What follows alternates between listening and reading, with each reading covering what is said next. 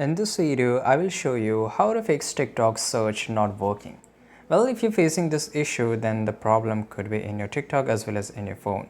So if your search bar is not working, that whether just make sure that the words which you are pasting over here or typing over here, it should be the correct one.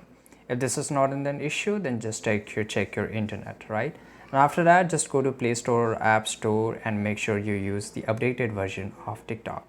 The last method will definitely fix a problem, right? You have to go to the settings of your phone.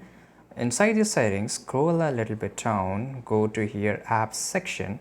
So this is apps section, app management, and here inside the app management, basically app management is something where all the application which is available in your phone will shown here.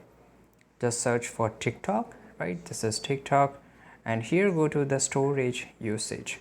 Clear the cache. Once you clear the cache, it will definitely fix a problem.